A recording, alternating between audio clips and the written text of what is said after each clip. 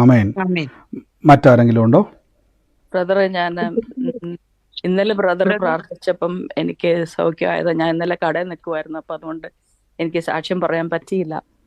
അപ്പം ഇന്നലെ ബ്രദർ പ്രാർത്ഥിച്ചു. ഭയങ്കര നടുവേദനയായിരുന്നു. ഒത്തിരി നാളുകളായിട്ട് ഞാൻ സഹിക്കുന്നൊരു നടുവേദനയായിരുന്നു.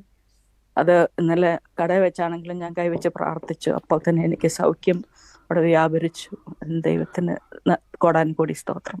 നന്ദി കർത്താവ്. എത്ര നാളിലുള്ള സിസ്റ്റർ ബുദ്ധിമുട്ടായിരുന്നത്? ഒത്തിരി വർഷങ്ങളായിട്ട്, 10 വർഷത്തിന് മേലെയായിരുന്നു അത്. സ്തോത്രം കർത്താവ്. അത് വലിയ അത്ഭുതമാണ്. 10 വർഷമായിട്ടുള്ള വേദനയായിരുന്നു. അത് കടയുന്നുകൊണ്ടാണ് വചനം കേട്ടത്. അവിടെ വെച്ച് കൈ അങ്ങ് വെച്ചു. കർത്താവ് അത് സൗഖ്യം കൊടുത്തു. കർത്താവ് അങ്ങ് വിടിവിച്ചൊരു നന്ദി, യേശുവിൻ്റെ നാമത്തിൽ തന്നെ. ആമേൻ. God bless you sister. മറ്റാരെങ്കിലും ഉണ്ടോ? എനിക്കൊരു സാക്ഷിയുണ്ട്. ഇപ്പോ എന്റെ 25 വർഷമായിട്ട് എന്റെ ഷോൾഡറിന്റെ ലെഫ്റ്റ് സൈഡില് എനിക്ക് വേദന, ചതവ് കിടപ്പുണ്ടായിരുന്നു, വലിയ ചതവ്. എന്നിട്ട് ഒത്തിരി വേദന എപ്പോഴും ഇങ്ങനെ ഉണ്ടാവും. ഇപ്പോ ബ്രദർ പ്രാർത്ഥിച്ചപ്പോൾ എനിക്ക് ആ വേദന വിട്ടുപോയി. എത്ര വർഷം സിസ്റ്ററെ?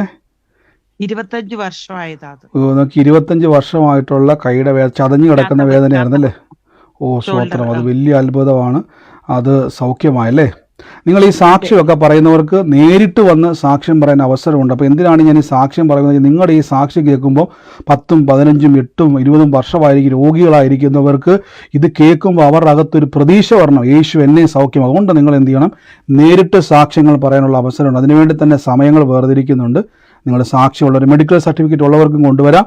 അല്ലാതെ ഉള്ള അവസരങ്ങളുണ്ട്. കർത്താവ് അനുഗ്രഹിക്കട്ടെ. God bless you sister. കർത്താവ് അനുഗ്രഹിക്കട്ടെ. ആമേൻ.